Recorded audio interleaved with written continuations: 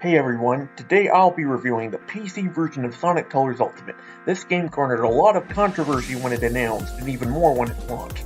Since the initial buggy release though, the game has been fixed quite a bit, and there are few to no glitches left. This review will be based on my personal experience of the PC Epic Games version, and that will include when I played the game when it first launched, and every update since. Personally, I don't think Sonic Colors is the best Sonic game, and neither is Sonic Colors Ultimate, but it's still a solid experience, and I'll explain why I feel that way. The game's story is the exact same as the original Sonic Colors with no changes at all.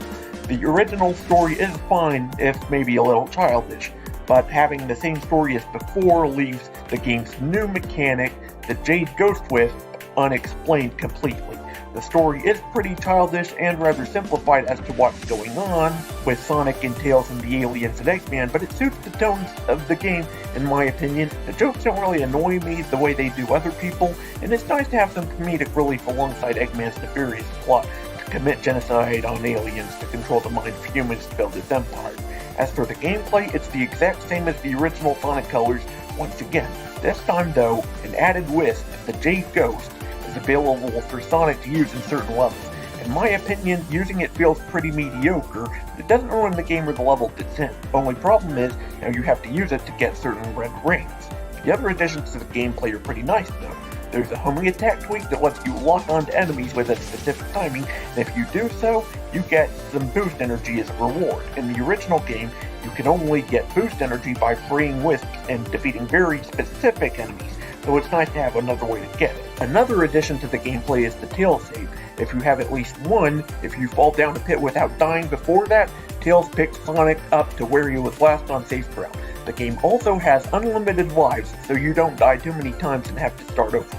I do appreciate that latter feature, as even expert players like myself can mess up sometimes, but I'm mixed on the Tails save. It doesn't bother me, as the game still presents a challenge in places the Tails save would be useless, and there's still the challenge of making the right jumps and such, so you don't have to use it. The story and gameplay are covered, so what else is there? Oh yeah, the music. For the most part, the remixes are better than the original tracks, and my favorite track in the entire game is Aquarium Park Act 2 Ultimate, the one you're hearing now. If the remixed music isn't your thing, the game introduced in its most recent update an option to turn off the remixed music and only have the classic music play in all 6 acts on each planet. If you only want to hear the remixed music, there's an option for that too. Otherwise, the remixes play in 3 acts and the originals in the others. Not a bad deal.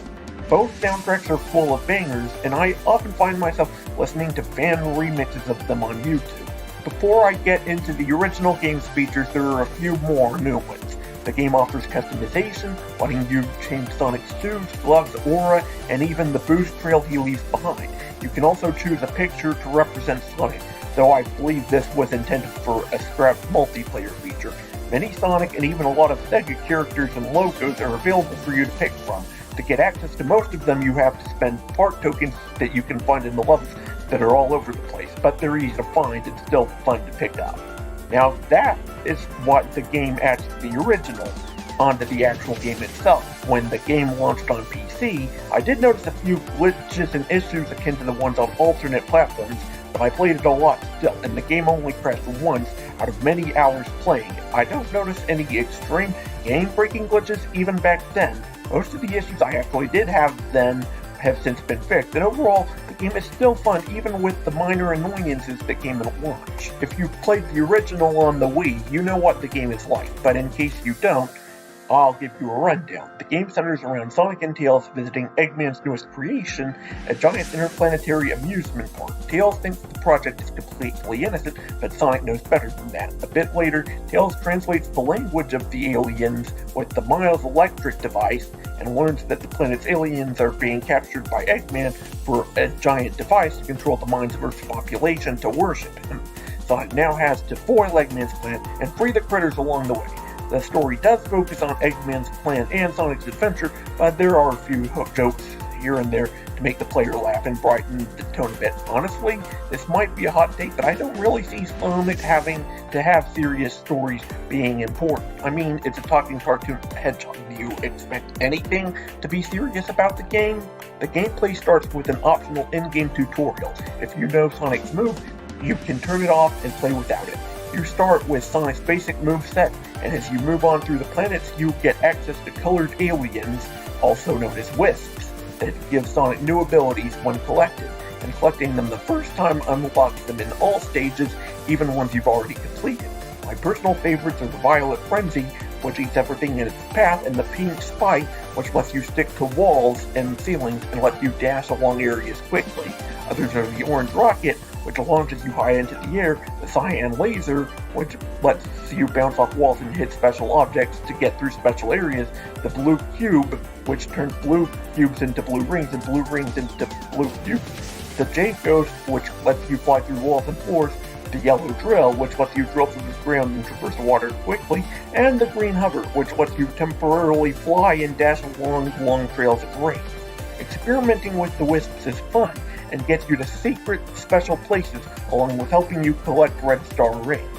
The scores at the end of the level are based on your special actions throughout the level, like getting rings, defeating enemies, getting special combos, doing wisp actions, and so on. At the end, if you complete the level within the time limit, you get a time bonus and a ring bonus as well. You'll get a rank of S, A, B, C, or D depending on your score, S being the best and D being the worst. It takes a bit of skill and practice to find the right way to get the S rank in each level. My least favorite part of the game is Game Land, which is basically the special stages of the game that you unlock by collecting the red rings, and completing all these stages unlocks the Chaos Emeralds. They have no impact on the ending of the game, but they let you transform into Supersonic if you have all 7 of them.